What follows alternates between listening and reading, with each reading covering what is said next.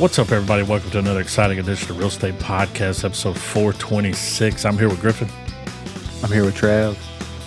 And we are not doing copious amounts of morphine with Adam. But we are hanging out with old Nick. Yeah, old Nick, dude. Are you old Nick? He's like, what? Yeah. Oh, you mean the devil? Oh, the iodine. Yeah. Yeah, the iodine. Yeah, right. Mm-hmm. Vitamins over there. The iodine. I mean, like, this movie was way better than the other one, right? I mean, they should have led with this one, Yeah. honestly. Tonally different.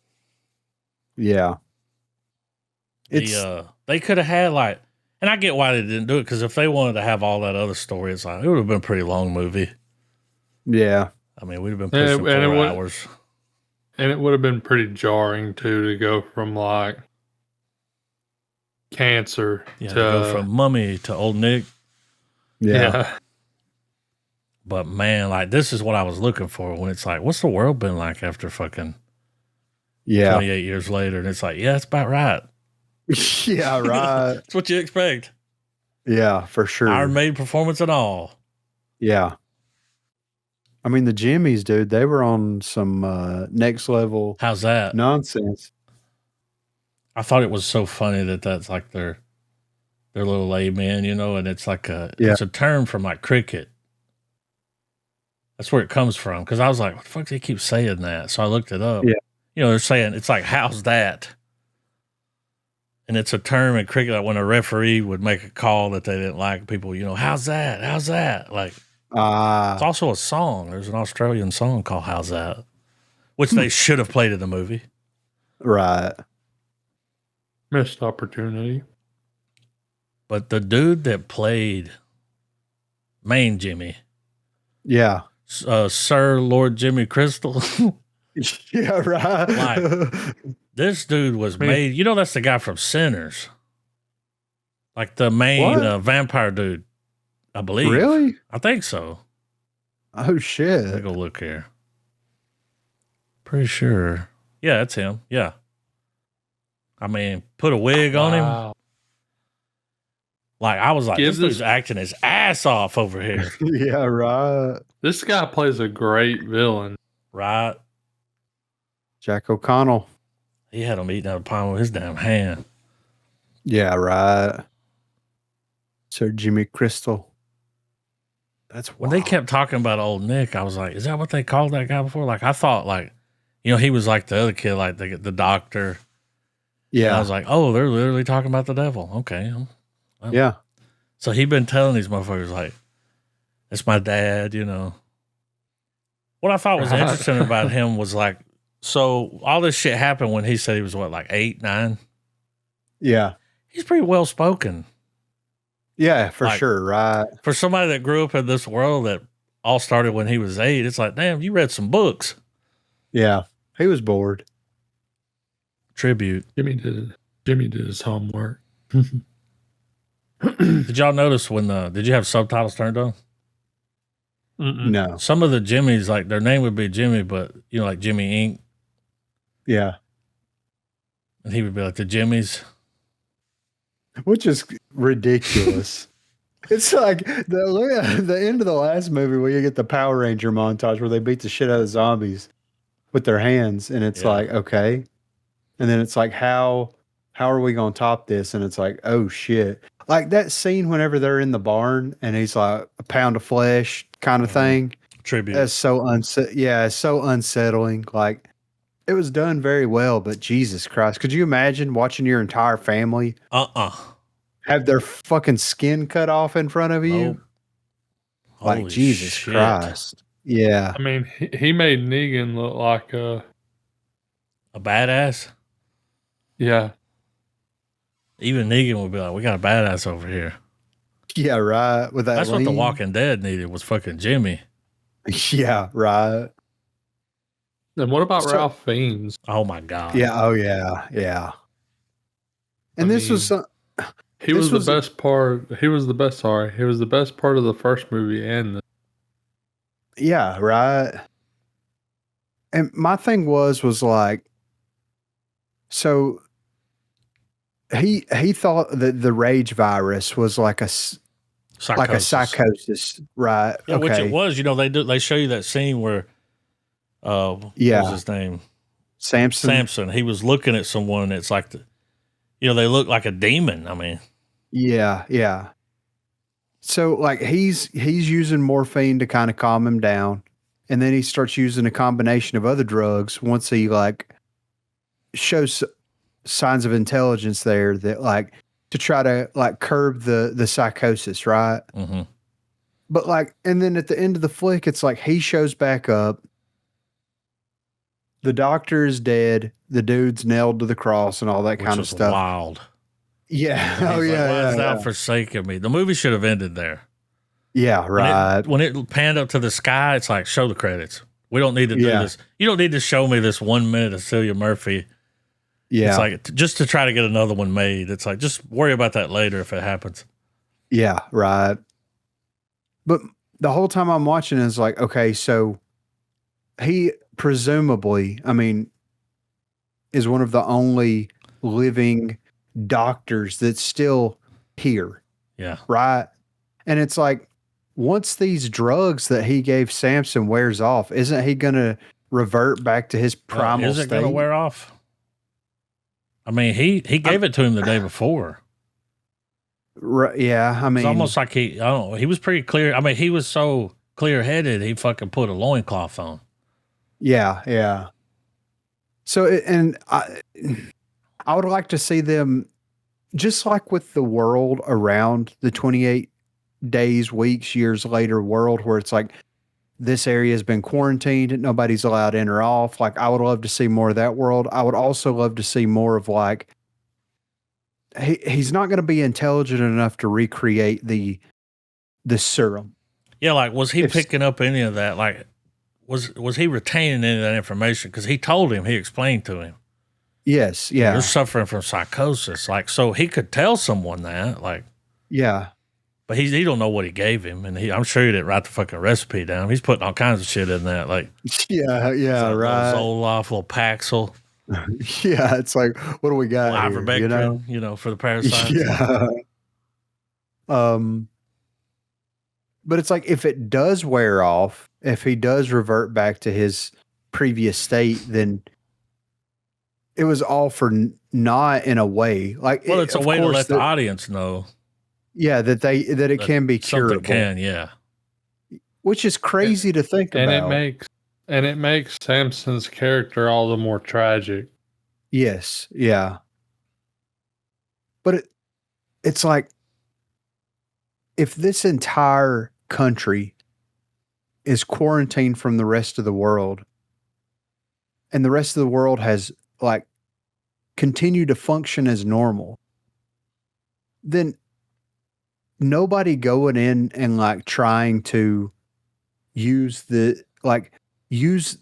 modern day advances in medicine and technology to try to cure this. Well, you would think that that's happening somewhere where they've captured one and they're trying to figure out, or are they just like, it's not that many people, like it's quarantined, like fuck it. And does that this ain't how we roll? We'd be up in right, yeah. Let's see if we weaponize this.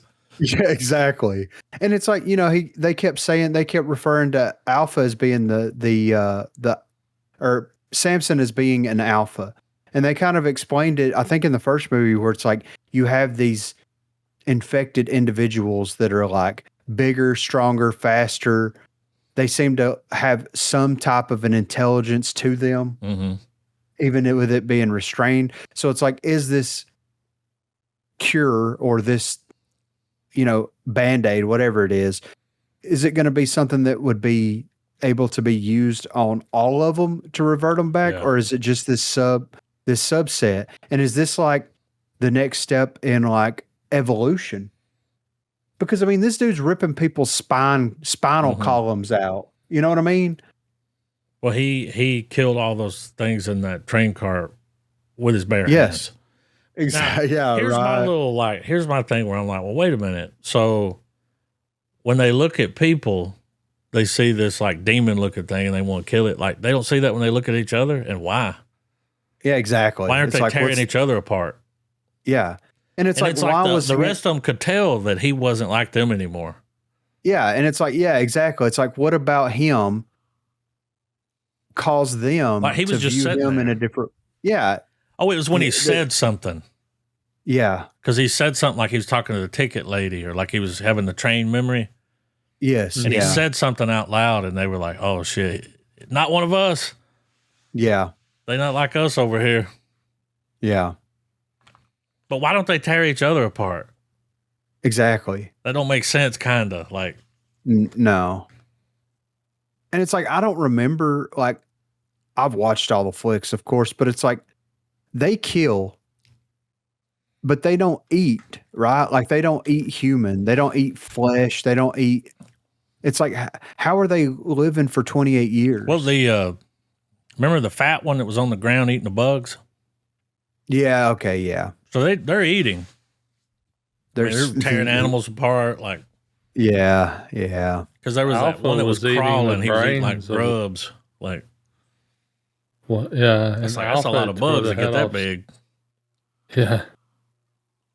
And Samson was eating brains. Yeah. Yeah. He had that damn spine with the brain on it like it was a damn turkey leg. Just yeah, right. Just gnawing on it. The funniest thing when he was dancing with him, I was like, all right now, like, yeah, right. Easy. And then right after that, he's shaving and he looks off in the distance. Samson holds that deer head up and he's like, oh, yeah. And he waves at him. I was like, dude. Like, a lot of people probably hated that because it's like, come on now. It's like, no, it's kind of funny. Like, yeah, he was right. like, hey, buddy, like, I'll be over later. We'll get fucked up. Yeah, right. I got this deer head. Look what I got. I'm going to put this on my head later. Yeah. It's going to be great. That made me laugh out loud. Yeah. He now, I know this is smiled. This is a question that I know that this is a thing that I continue to bring up whenever we do the pod and everything. But with the first movie, 28 years later, this one, and then the potential sequel, would this have worked better as a series? Absolutely. 100%.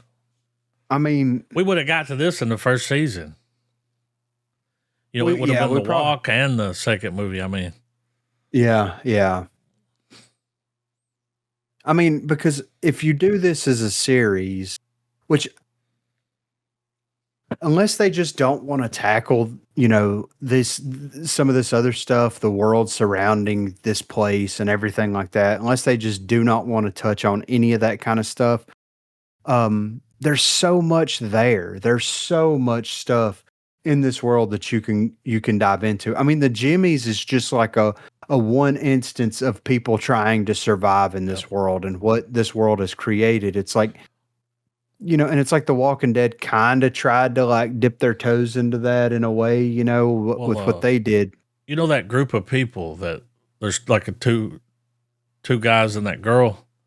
Yeah. And they make noise and they get after them, like why'd they show us that? Exactly. It didn't add to nothing. It was like, well, we know there's more people out here. It's like, well, yeah, where's their foot? And they were talking about going back to their camp and like, so there's another camp because they were like, were they going to say, well, we come back without him? It's like, well, fucking, he fucked up. Yeah. And made us stupid. Like, they looked like they knew what they were doing. They probably been doing this their whole life. And it's like, wow, you fucking made a bad call there. Yeah, exactly. Right. Like, okay. Yeah. Like they did all of that just for them to get to that gate, open it. And, okay. Because they were the ones that went back to that house. Yeah. And the Jimmies are hanging out and they're like, this is Jimmy. And he was like, I'm Rodrigo, whatever. No, I'm just kidding. I'm Jimmy. Yeah. And I was like, these people don't even know it. They're fucked. Yeah. And like his dad was still alive at the end of the last movie, right? Like he knows that his wife, he knew that his wife. We know, that whole camp still. Yeah, so it's like, and I was expecting his dad to show up at some point. You know what I mean? Yeah, I mean he's not far away from home now either. Like, yeah, I mean, So it's like, is his dad going to show up in the next flick? Is there going to be this weird interaction between his character and Cillian Murphy's character that's going to become the new father figure? Like, you know what? I'm interested to see the sequel. If we get the sequel, you know what I mean? That's what Cillian Murphy was like. He hopes it gets made, but yeah, you know, who knows? And but whenever they were like, the girls like, "Do we help him?" and he was like, "Absolutely." I was like, "Yeah, that wouldn't happen." Hell no. Like, fuck no, we don't help him. We about to practice your sniper shots. Yeah, exactly. Fuck these. Take the safety off. Yeah. All right, take a breath. Hell no, we ain't helping. He had a wall built around that shit. Yeah. I mean, they're just living out there, living their best life. Yeah, he's teaching. Reading books and shit. Yeah. He was like making coffee, had electricity. Yeah. But we can't talk about the movie without talking about old Nick's performance. Old fucking Nick, dude. Dude, I watched that twice. I watched this movie twice. It was great. Yeah.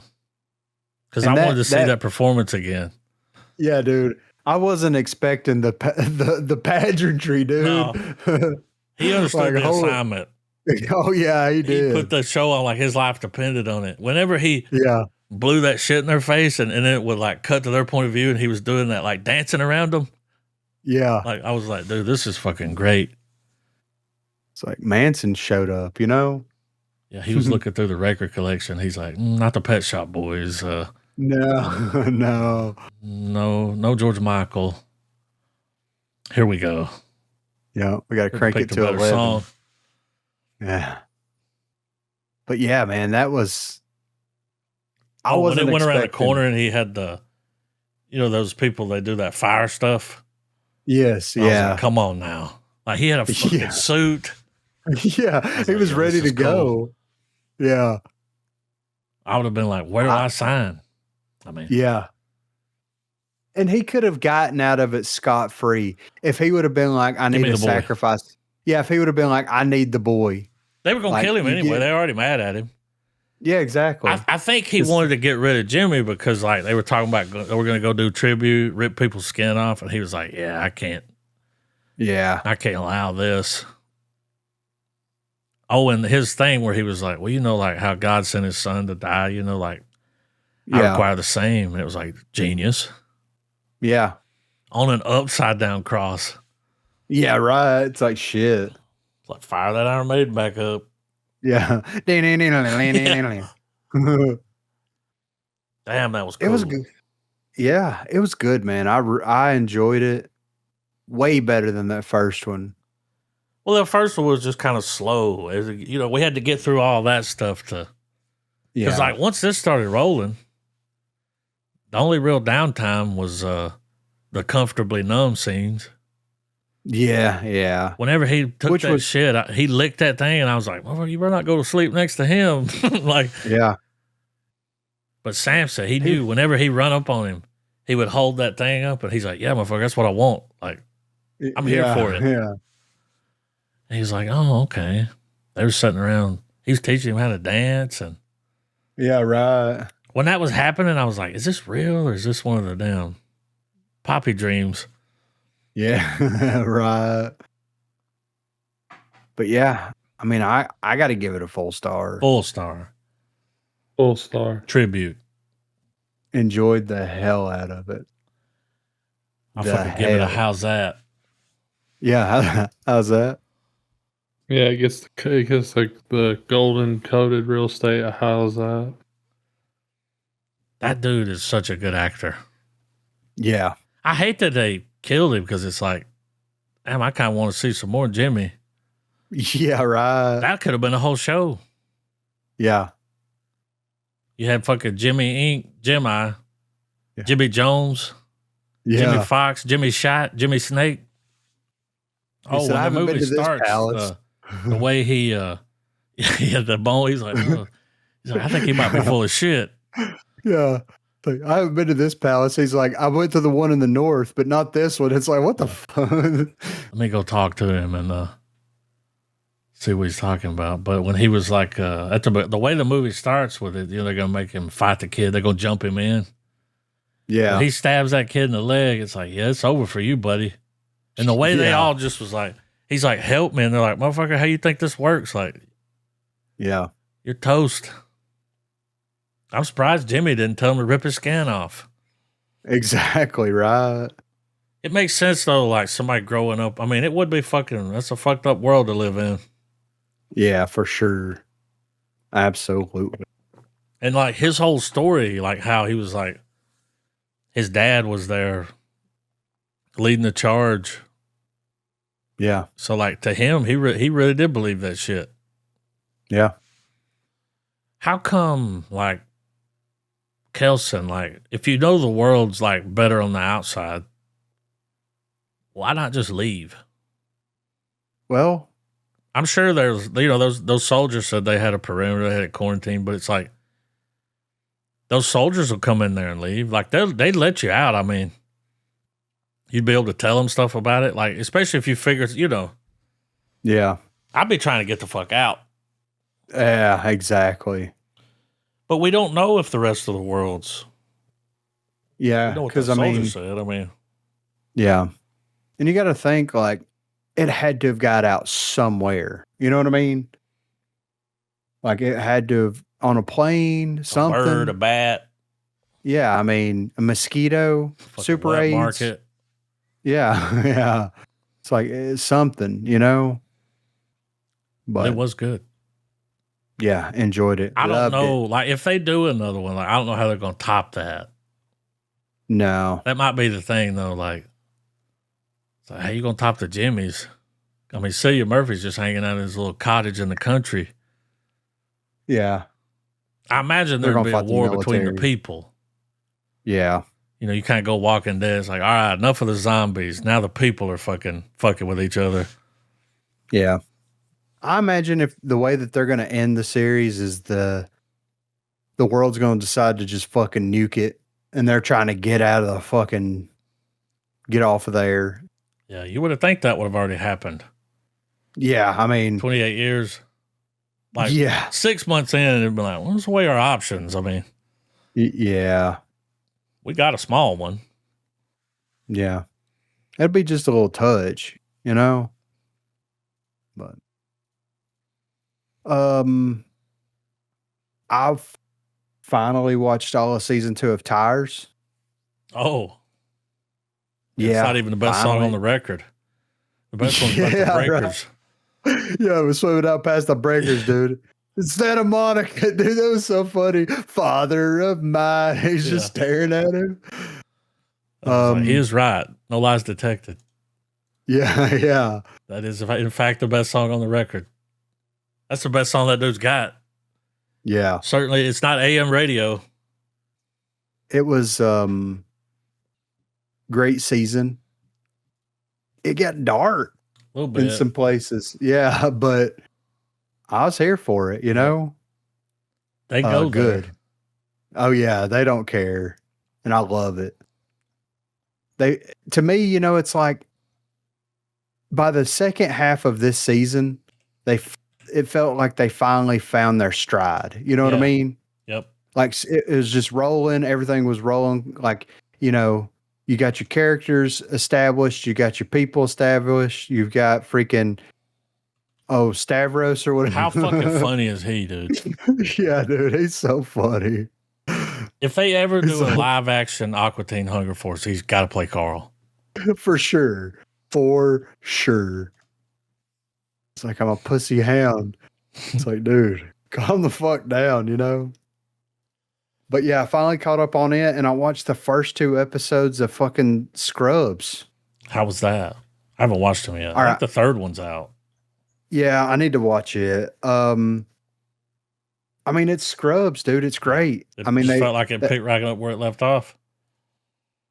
There's one thing that they did, which I don't know how it's going to shake out in the rest of the season, but there's one thing that they did that I was just like, man, I didn't really like it. I mean, it's good, but like Dr. Cox is the chief of medicine. Mm-hmm.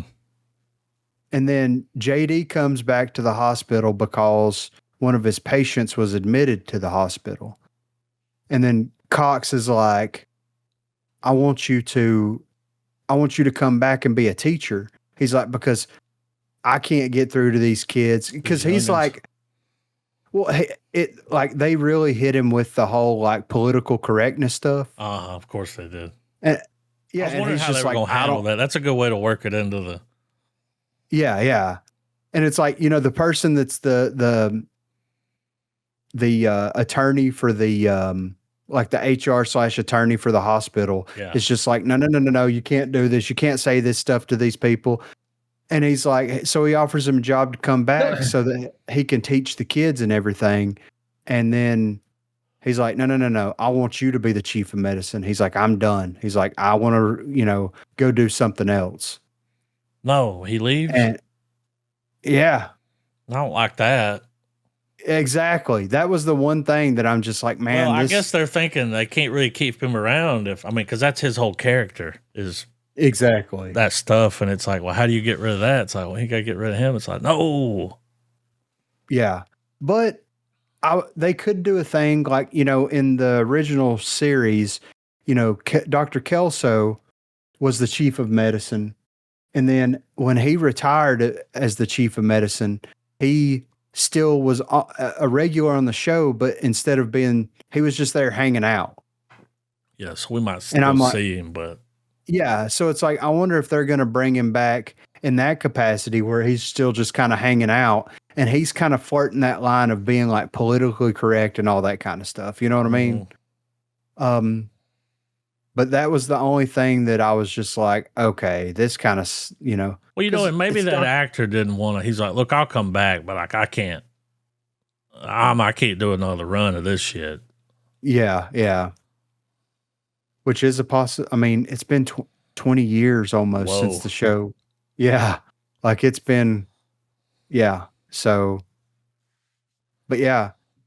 And another thing that's great too is like the guy that played the Todd in the original, that would always make the sexual innuendos and stuff. Like they've done a cool way of addressing that where he still says stuff, but he's like, consensual high five or whatever. Yeah. You know what I mean? Like he's like still trying to figure this shit out, Like, is that okay? Yeah, exactly. But yeah, I enjoyed the first 2 episodes. Like I said, the only thing that was kind of meh was the Dr. Cox thing, but like I'm sure that he'll be back in some way, because hopefully. Yeah. But yeah, enjoyed it. Right. Yeah, I've been meaning to watch. I got one more episode of Man in the High Castle. Oh shit! One more, 4 seasons, and boy, that first season is great. Yeah, but the third one, about half of the third one, and this one, boy, it's a struggle. Really? Well, it's just like they had a little bit of source material. Yeah, and now they just like. Dude, I'm like, where the fuck is the Man in the High Castle? Like, hell, he ain't even in the goddamn show no more. Like, right? And it's I can't think of the dude's name, but fucking my stapler. Oh, he's the Man in the High Castle. I mean, did he find a stapler in there? he found. I mean, found a lot of weird shit. I mean, it's a sci-fi show. Yeah. It's Philip K. Dick, so yeah. But I'm like one more and I'm done. Yeah. It's a wrap. We'll have a wrap party. Fucking start watching that second season of Paradise. Yeah. I've heard good stuff about that show. It's great. The first season was good. Okay. Okay. Yeah. I'm about Very it. Good. Yeah, I'm trying to figure out what's next on the chopping block here because it's like I want to go back and rewatch Severance because she hasn't seen any of it. Wait till it's closer to when it's about to drop. Yeah. That and that way you can kind of go, oh. Yeah.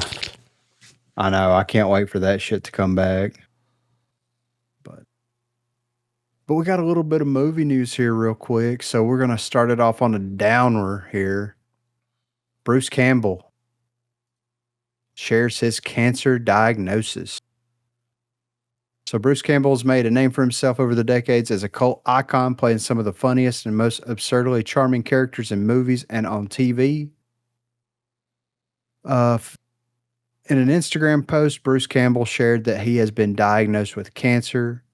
He did not reveal any specifics on what type of cancer it is. He said this type of cancer is treatable, not curable, admitting the shock behind the news before noting that things with his professional life are going to have to change. The beloved actor said he is working to get healthy enough to tour with his new movie, which is titled Ernie and Emma, this fall, on which he is the director, writer, and star. The rest of the cast include Serena Vincent, Eric Martin Reed, and Ted Raimi. Not looking to garner sympathy or advice, he wanted to get ahead of the information in case it went public the wrong way, hoping to stick around and stay active for a long time to come. For the immediate future, he is canceling multiple Comic-Con appearances and cutting back on work. That's a bummer. It is a bummer, man. They took Ozzy Osbourne, they took Hulk Hogan. It's like, come on now. Yeah. Hopefully things will go well. Excuse me. I'm hoping that things go well for the man. I mean, he's that statement from him, that's Bruce Campbell as fuck. Yeah. He's like, all right, look, everybody, I'm going through some shit. Exactly. Let me get out of the tabloids because they'll fucking do it. And it opens hi, folks, these days when someone is having a health issue, it's referred to as an opportunity. So let's go with that. I'm having one of those. Like, that's the most Bruce Campbell way. You know what I mean? Yeah. But yeah, hopefully, things go well. And he's brought us decades of entertainment. Oh, yeah. He's been out shucking and jiving, doing the thing. So hopefully, things go well. And well, like that's something that, you think about some of these celebrities passing away and stuff, like Robin Williams or something, but you never think about Bruce Campbell going. No. It's like, no, he's going to be Ash forever. Yeah, exactly. But yeah, it's a bummer. It is a bummer, man. But good luck to him. Hope things go well. And, I mean, the dude made it out. Yeah. So, yeah. I think the Chin will. The Crimson Chin. Yeah. If chins could talk, dude. So Jonathan Majors is making an action movie comeback in new Daily Wire project. Deadline is reporting that Majors is confirmed to star in a new untitled action movie from the Daily Wire and Bonfire Legend, with cameras set to roll this week in South Carolina. Kyle Rankin is directing the movie, which will also use a screenplay he wrote, but the story and other cast members are being kept under wraps. The plot is said to be reminiscent of 80s and 90s action movies like Red Dawn and Toy Soldiers, both of which centered on groups of teenage boys who had to team up to defeat a group of invading enemies. Ben Shapiro, founder of Daily Wire, and Dallas Sonnier of Bonfire Legend will produce the film. While production on this new movie is set to begin in the coming days, there is no information on when it will be released to the public or what the story will entail. So, Daily Wire, huh? It's Ben Shapiro's thing. Yeah. Huh? Yeah. Recognized as a right-wing conservative media outlet, the Daily Wire is known for bringing stars into the spotlight who have gone through some kind of legal issues or public cancellation. Most recently, former Mandalorian star Gina Carano joined forces with the company for the movie Terror on the Prairie in 2022, which featured her as the leading star, developer, and producer. This came after her firing from The Mandalorian after 2 seasons of work as Cara Dune, following a series of social media posts comparing modern political discourse and the COVID-19 pandemic to the Holocaust. I'm interested to see what he does. I mean, who knows? This could come out and be an absolute banger, and time heals all wounds, right? Yeah. Well, people can change, right? Like that's something. Exactly. When you look back at certain people have been given a pass over the years. And it's like, well, what about this? It's like, well, they've changed. It's like, well, give him a chance. I mean, exactly. So I'm here. But I'll watch it. Yeah, man. Like, and everything I've seen the dude in, phenomenal actor. What happened and how all that stuff went down. Him and her and God. You know what I mean? Mm-hmm. Nobody knows.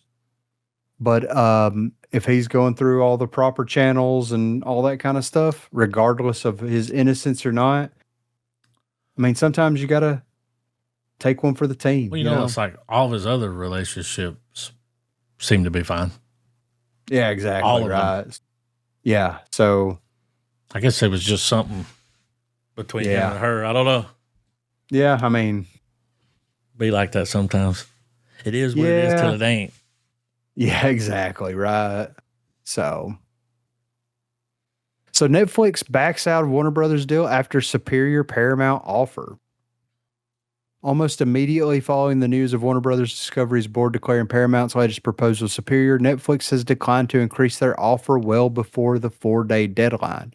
This makes Paramount Skydance the unexpected winner of the twist-filled saga to purchase Warner Brothers and its vast library of assets. Netflix stated that the updated price no longer made the previously agreed-upon deal financially attractive for the streaming company. Read a portion of Netflix's official statement. So it says the transaction we negotiated would have created shareholder value with a clear path to regulatory approval.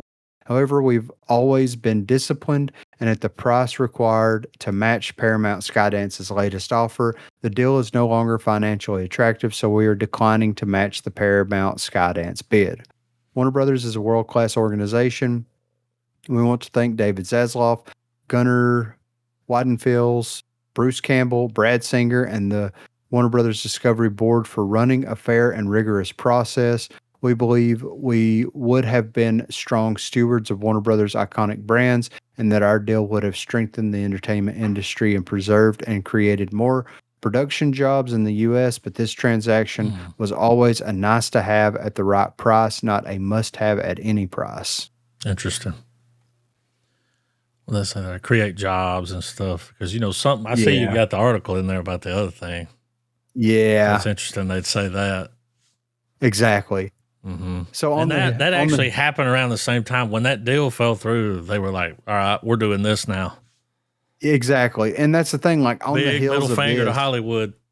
Yeah, within like just a couple of days after the Paramount, Warner Brothers, Netflix stuff, Netflix buys Ben Affleck's AI company.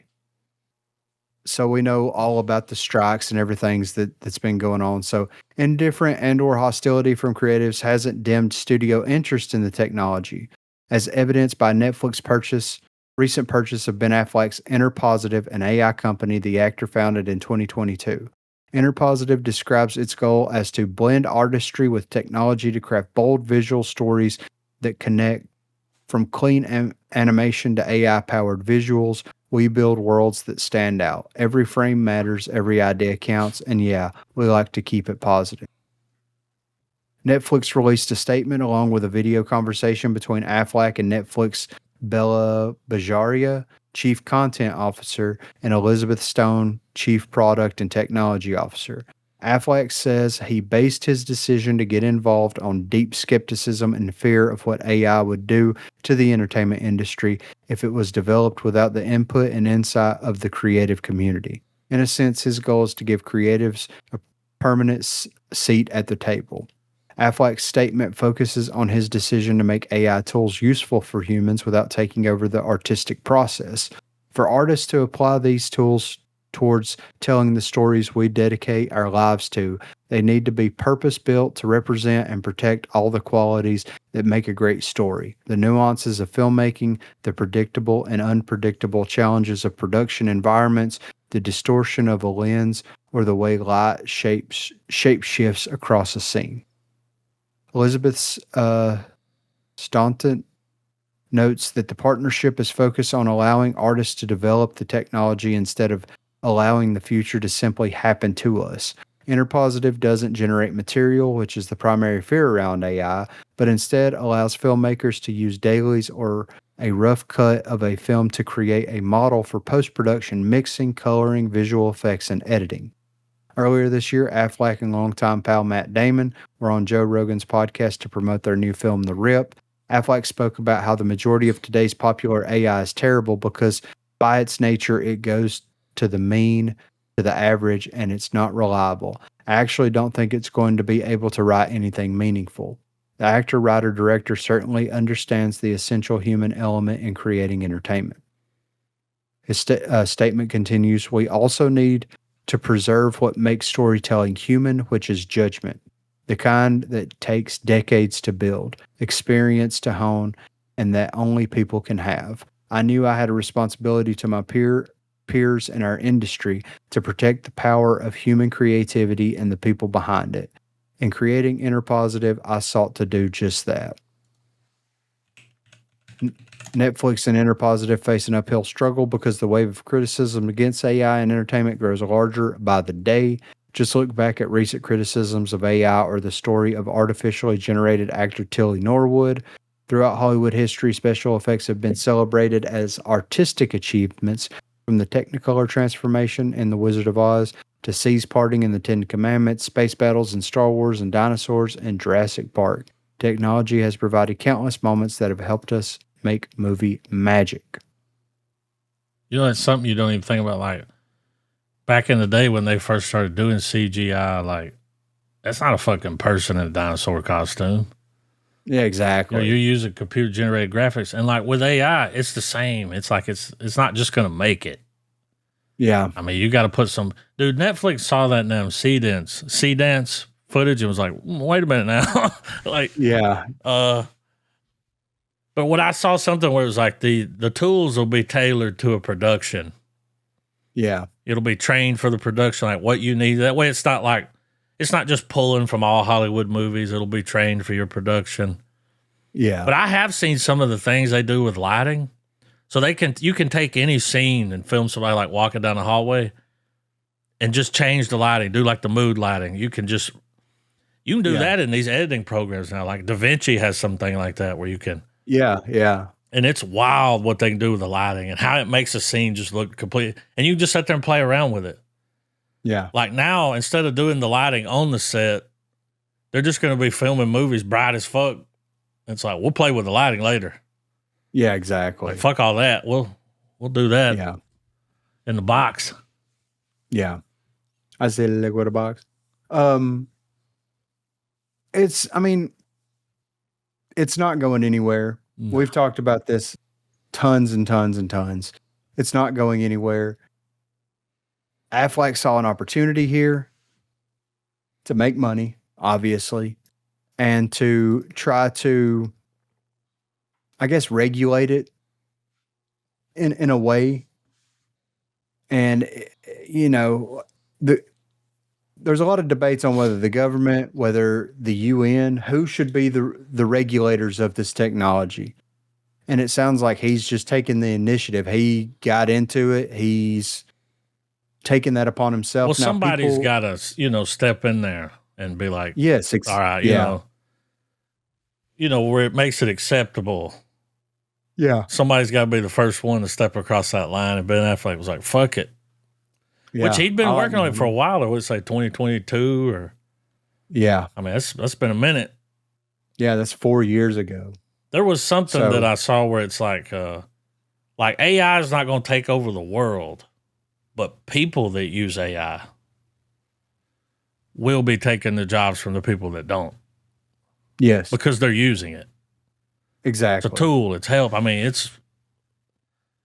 I use it all the time. Yeah. And it's crazy. Like I've seen a lot of articles recently and a lot of stuff where it's like, Amazon hired 30,000 engineers to like write all this stuff, and then they fed it through AI, and then they eliminated their jobs. Yeah. But did you see what happened recently where it deleted the code? No. It fucked everything up. Oh yeah, that AI, because there was no boundaries. It was in there working, and it was like, oh, this looks wrong, and it just deleted some shit. Oh. And it fucked everything up. Yeah. And it was like, well, why did it do that? Well, you let it. I mean, yeah, exactly. You didn't tell it not to do that. You got to tell it. I mean, because it's like, oh, I could clean this up. Yeah. They told me to be helpful. Yeah. But the thing too is, and I read this article the other day that I thought was kind of interesting, where it's like, kids that are going to school now that are getting into jobs that would be like AI proof, right? Are on average making about 50 to 75,000 a year. And it's like, well, where's the motivation to become skilled at something? Yeah, to learn a trade.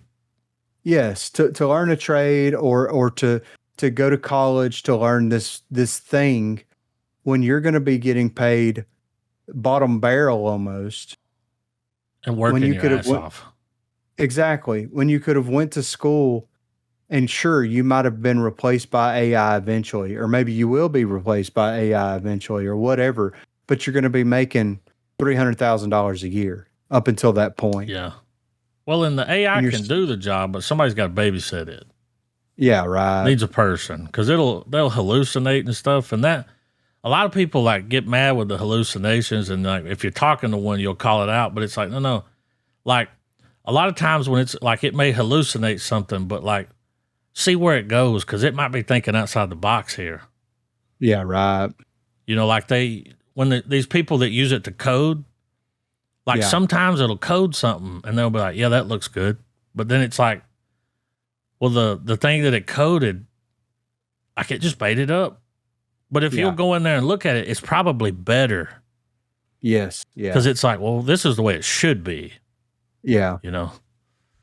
Because it can think, it can like, I mean, it could just, the amount of research. I asked one the other day, like, how fast can you read, like, the Bible? Yeah. And it was like a few seconds. And I'm like, how, though?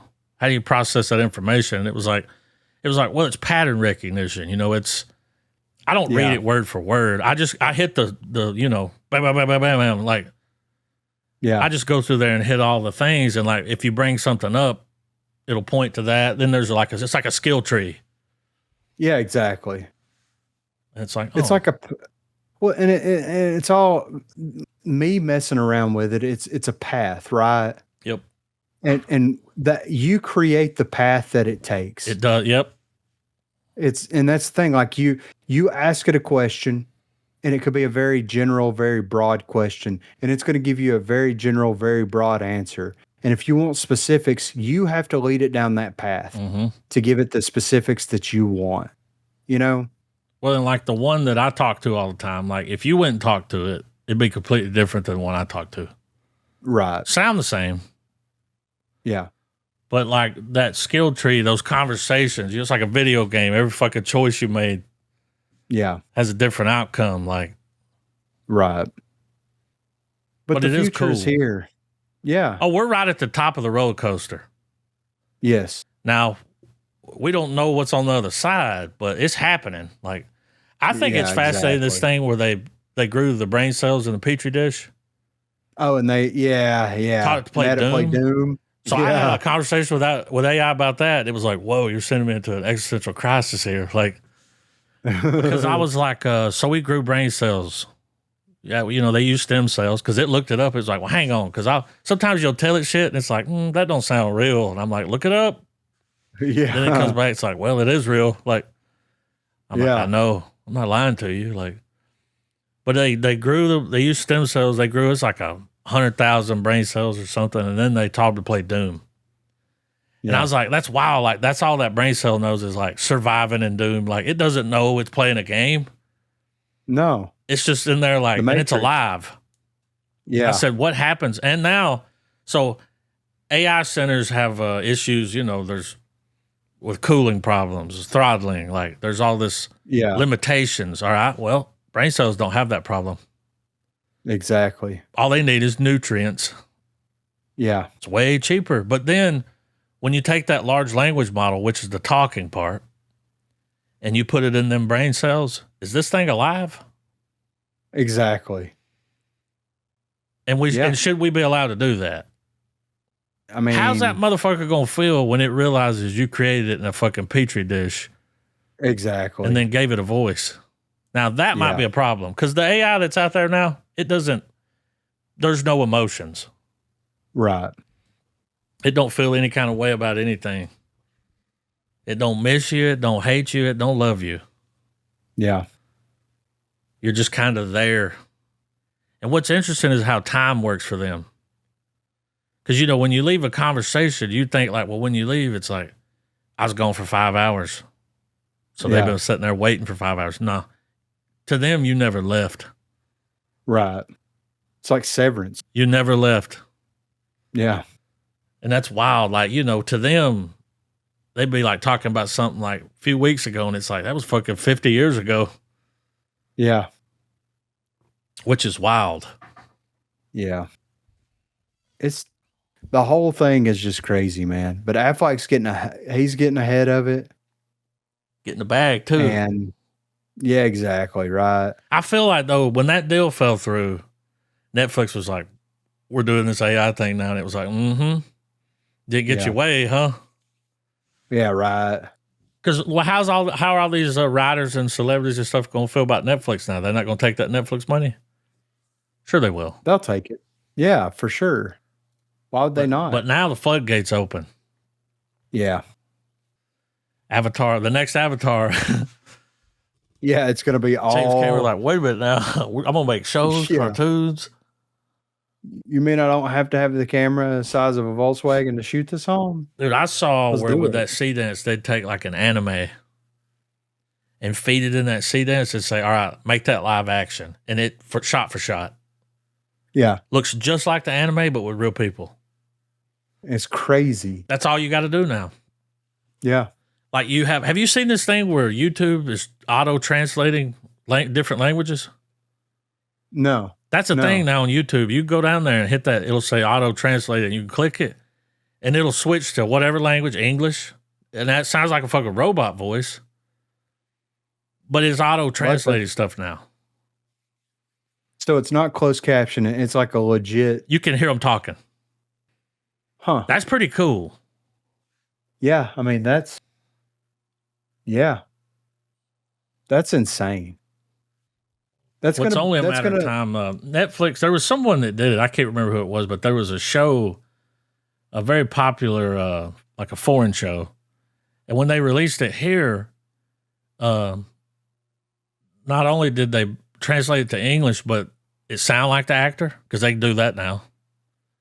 You'll sound just like that person, but they're speaking English. And they can make the mouth match the words with AI.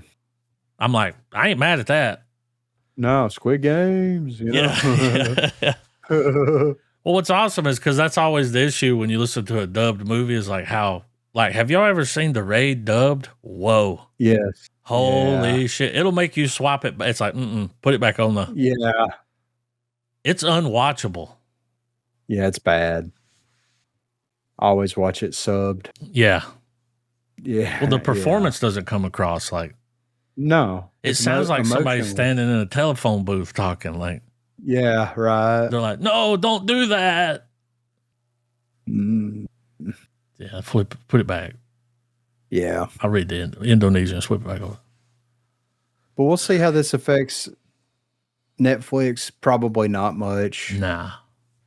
I like the way they're wording it too. Like, it's just tools. It's like, Yeah. Yeah, exactly. Because you're not going to be able to tell the difference between the AI and the CGI. Hell, the AI looks better. Yeah. NVIDIA's, they've got that large language model they've developed. Mm-hmm. You go talk to it. It's like the first one. Like, I've talked to a bunch of them. I haven't messed with that one yet, but I've watched videos. But it's like real-time conversation. Like, as soon as you stop talking, there's no latency. It'll laugh. It'll talk with you. So now they're going to make that open source. And what it could be used for is like a workforce. Okay. Right? And it's free. Yeah. And it's like, well, why would they do that? And it's like, oh, well, if you get their free thing they've created, well, you're going to need GPUs to run it off of. Yeah. Then they're going to sell you the GPUs. Right. I mean, you got to corner the market, dude. That's a lot of jobs will be lost to that. Yeah. Yeah. But that's just, And they're saying now it's looking like if you want to get in and make money with AI, 5 to 10 years. After that, you won't be able to do that. Like everything will be AI. Yeah. Well. And it's like, well, maybe not your plumber. And it's like, well, when they put that large language model in one of them robots, which is what they're going to do. Yeah. Like everybody you're going and talking to these things, you're just training it up so it can do small talk. It can. Yeah. It's going to be like iRobot all over Some of them have cameras now. Like Grok, you can turn the camera on. And I was wondering, you can't see me. I was like, how many fingers am I holding up? It was like 2. I was like, what about now? What finger? And it was like, you give me the thumbs up. And I was like, all right, you can see me. That's kind of creepy. Yeah, right. Let me close the shutter. Yeah, it was like, let me look at the room. Pan it around. I was like, yeah, no. What's that in that corner? Nothing. Don't worry about it. So next up here, failed Spider-Man spin-off franchise will get a reboot. So the ill-fated Sony Spider-Man spin-off universe may not be as dead and done as we thought. While the likes of the Venom franchise found success, the likes of Morbius, Madam Web, and Kraven the Hunter stand as a guide for how not to make a comic book movie in the modern age. And while the Sony Spider-Man franchise, as it once was, is indeed finished, Sony CEO Tom Rothman has confirmed that a reboot will happen eventually.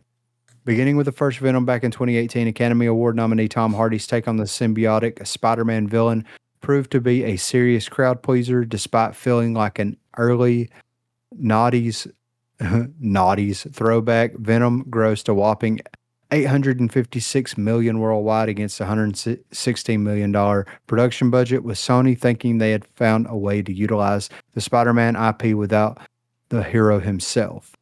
Sadly, this was not the case, as any character outside of Venom, including the anti-hero vampire Morbius, played by Jared Leto, the psychic superhero Madam Web, played by Dakota Johnson, and Aaron Taylor Johnson's vigilante Kraven the Hunter, all resulted in duds.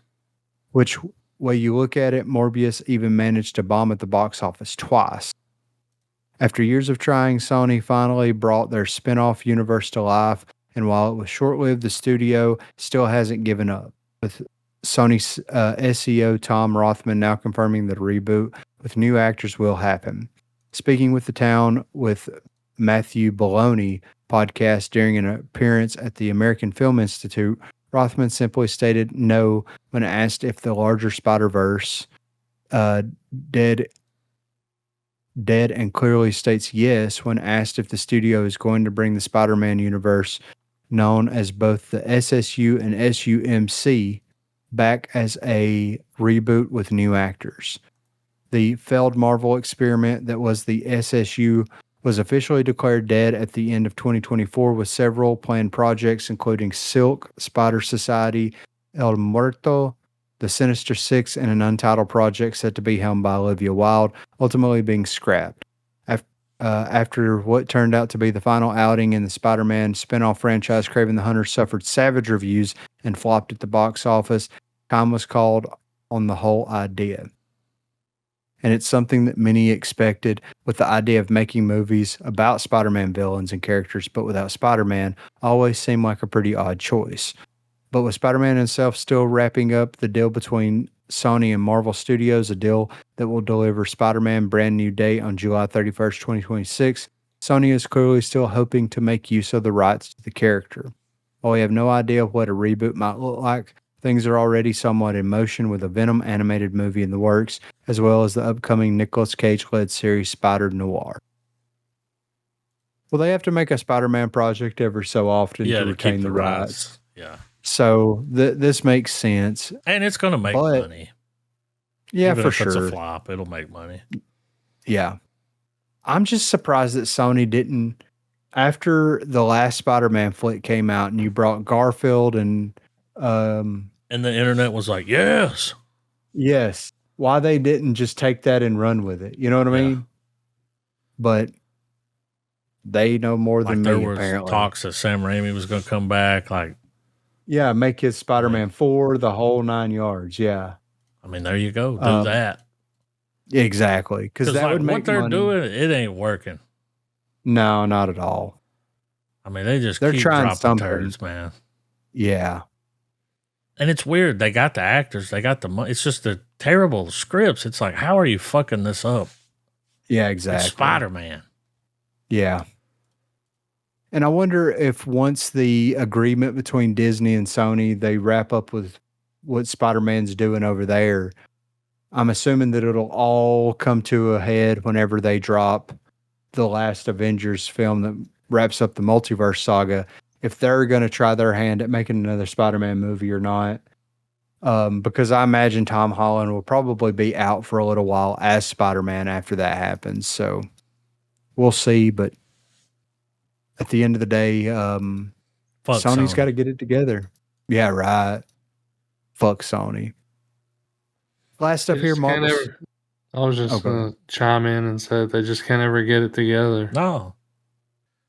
And how? Like, here's maybe hire some people that, like, I don't know, like Spider-Man, watched it. Yeah. Grew up on it. Like, I think AI could write a better Spider-Man script. Well, they did great with the Spider-Verse movies. Venom made a ton of money. And it's like, people don't know who Kraven, Morbius, or Madam Web are. Or give a fuck. Yeah, exactly. It's like, make these characters interesting.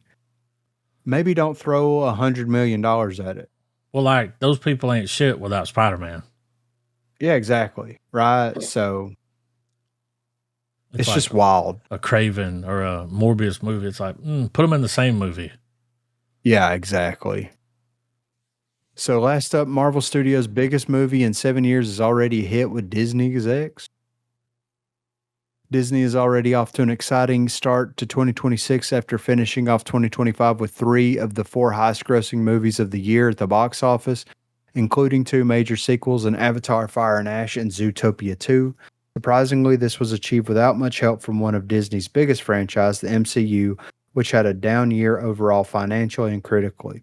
While Thunderbolts and the Fantastic Four: First Steps both earned excellent reviews and won fans over, those films and Captain America: Brave New World only combined to gross just over $1.3 billion globally. According to Variety report regarding upcoming Disney CEO Josh D'Amaro, Avengers: Doomsday is expected to be Marvel Studios' next massive hit movie. Sources inside Disney's film division note that the health of the MCU does not hinge on any specific titles and that executives are happy with what they have seen from Doomsday. In fact, top rival studio execs are already predicting that Doomsday will gross more than any other 2026 movie at the global box office. On top of this report, Doomsday star David Harbour offered a small tease of the Avengers sequel while speaking with Extra, specifically touching on Robert Downey Jr.'s portrayal of Victor Von Doom. While he avoided going into specifics, he told fans that he is really excited for them to see what Downey does and called him really special in this movie. This comes ahead of him returning to London for reshoots for Doomsday, which will happen in the next few weeks. Considering both Harbour's comments about Robert Downey Jr. and the reports from Disney insiders, Doomsday is expected to be Marvel Studios' biggest hit since 2019's Endgame, which still ranks as the second highest-grossing movie in history. With Joe and Anthony Russo back to direct this movie, Marvel seems to be going back to what they know will work with fans who have been slightly soured by recent films.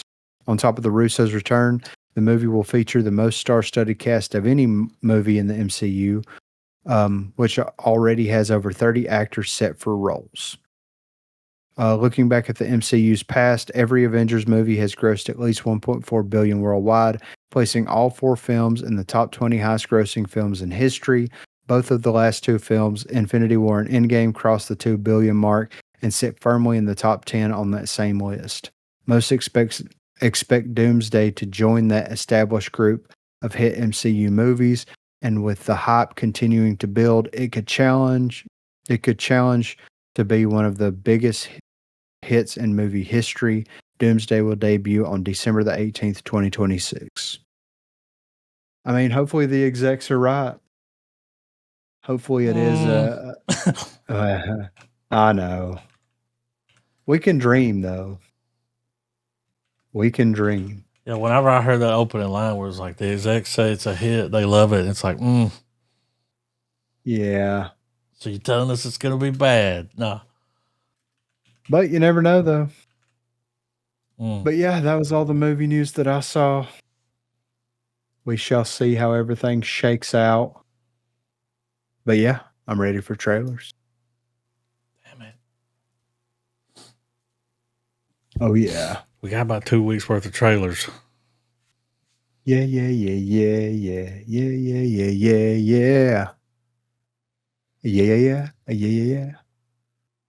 All right. Mike and Nick and Alice. Yeah, change it. Yeah, too long.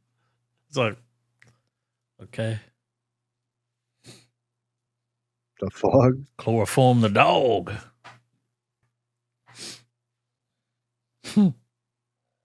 Got a little Vince Vaughn. What the fuck? Oh, shit. Oh, shit.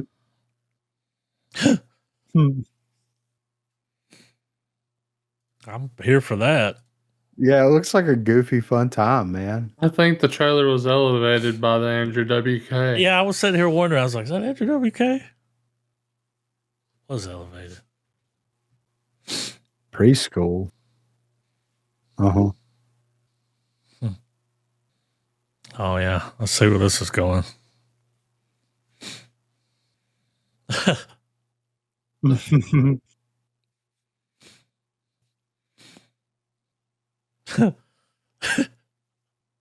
Oh, God. Oh, shit. God damn. That looks funny. Yeah, it looks good. It's like a British comedy. Yeah. It's Paramount movies, but this looks interesting. Is that Tom Arnold? I think it was. It looked like him. I'm all about that. That looks fucking wild. Fucking Johnny Pemberton. You know, he's in Fallout. Yeah. Got a little bit of a medical condition here. Yeah. Did you see where they've cast Donald Glover as Yoshi? Yeah, I saw that. Yeah. This is America. Yeah. All right, we got the new Mario, the Super Mario Galaxy movie. Okay. Galaxy Games. I'm already, take my money. This animation looks amazing. Yeah, right.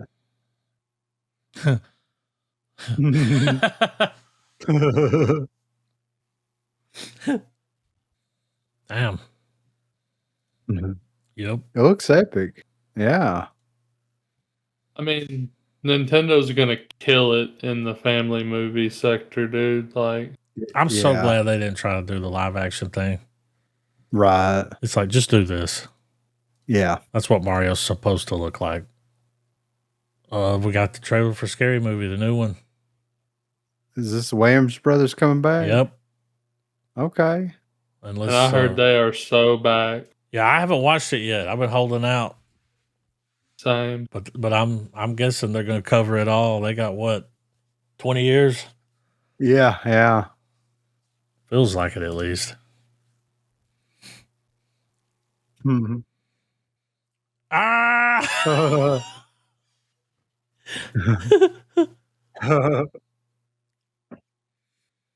Tuesday? We're back. Sinners.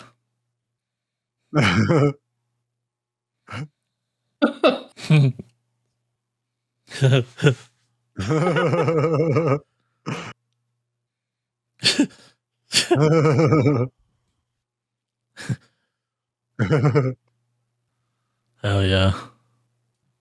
Oh, I'm ready. Oh, that's new. I wasn't there before. Oh, the annotations? Okay. Okay. We are back. Yeah, right.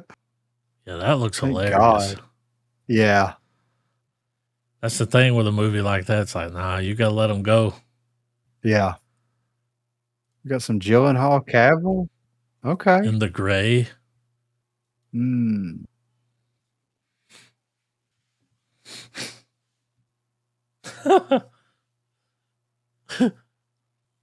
Mhm. I mean, it's got all the right things. Yeah. Hopefully star power. Good. I'm like, you put Gyllenhaal and Cavill in the same movie? Yeah, that's unprecedented. Yeah. That's uncalled for. You mean we got Jill and Cavill? Yeah, what? Javel? They were in the same cell together. They were cellies, right? Yeah. You got to split them up. We got a fucking Pinocchio unstrung. Okay. It's gonna be one of those. Yeah, right. From the studio that brought you Master of Puppets. Okay, it's got that guy in it. It's the Green Knight origin story. First things first, he ain't no fucking clown. The Good Son. Don't do my boy Jiminy Cricket like that. Mm-hmm. Well, this was looking good. Now it's looking a little ridiculous. Set that motherfucker on fire. Yeah, right. Holy shit. Why is James crying? Yeah, I'm watching that. Whoa. They took it there. We got Bob Odenkirk. I think this is a movie, not a show. Normal. Maybe it's a show. I'm not sure. It's got the Winkler in it. I hope it's a show. I used to be normal. I used to be a lawyer. Yeah.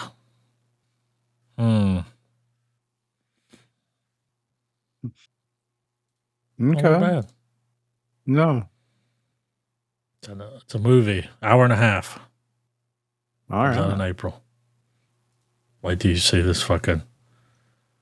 We got Brendan Fraser. Okay. The Fraser's back. Diamonds. That kind of pressure. He's working on that second Academy Award. I know, right? That's interesting, though. Yeah, I'll definitely be watching that. Yeah. They finally figured out it was like, we don't have to put him in comedies. Yeah. He's like a real actor. Faces of Death. Not that Faces of Death. Jonathan Majors in his garage, you know? Yeah, right. Was he got a kill room? Are they going for reenactments instead of... Yeah, like maybe covering like where the actual footage. Yeah, there was the fucking monkey brains. Interesting. Okay. I don't think we saw the second trailer, but I'm not sure. No. Do you recognize this part? No. This was 12 days, 13 days ago, which is the day after the last time we did a podcast. So I don't think we saw New Mortal Kombat trailer 2. Was Olivia Munn not available? I know, right?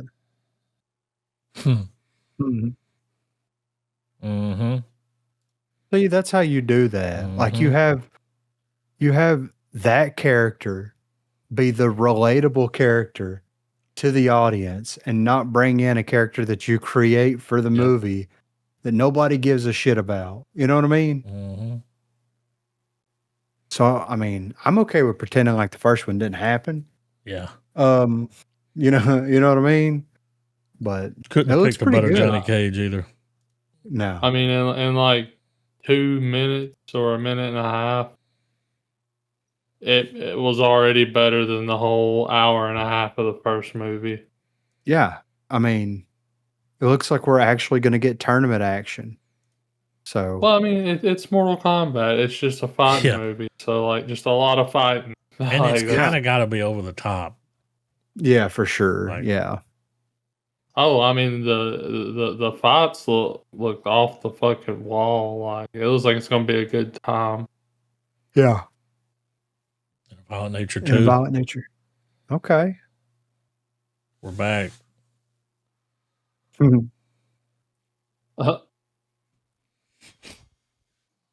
Hell yeah. Great way to end the trailer. Put a thumb up on that. That looks great. Yeah. It's like, we already have Jason. It's like, well, wait a minute now. Let him cook. Yeah. I mean, that first one cooked hard, man. Oh, like, what about the boat motor there? You know, that's going to be brutal. Yeah. I was seeing if it had the automatic translate. I like the voice boost thing. Like, what's that about? Yeah. Let's see what that does. So it's even more distorted. Okay.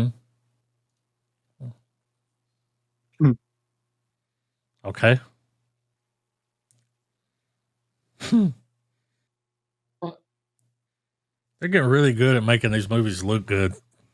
Yeah. Yeah, I've seen a like progress. The quality. I mean, everything about it. Damn. But wait. There's more. Hell yeah.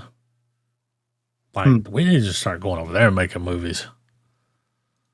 Because a low budget movie here looks like shit. Yeah, right. That looked good. That reminded me. I'm going to see if that. Remember the trailer we watched where the guy's in the hearse? Yeah, yeah. And he has the graveyard booby trap. Like, I need to see if that's out. Yeah, right. All right, what's it going to be? Is that Sam Rockwell movie available? No. Okay. The one, Have Fun, Don't Die? Yeah. I don't think so. Let me see. I'll say, yeah, what are our options? Well, it may be out. It's on Google Play. Yeah, it says right here it's on March the 10th that it'll be on digital platforms. Okay. Well, if that's the case, then yeah. I mean, yeah. Well, it came out yesterday. Well, today. So yeah, let's watch that. Like, I'm gonna watch it anyway. So yeah. I mean, it's Sam Rockwell, dude. Well, that trailer looks wild. Yeah. Yeah. Pretty good trailers tonight, man. I want to see that Vince Vaughn movie. Like, yeah. Like, finally, because we had some stale ass trailers. But yeah, let's fucking watch Good Luck, Have Fun, Don't Die. Let's do it. All right. Checks in the mail. The flag is raised.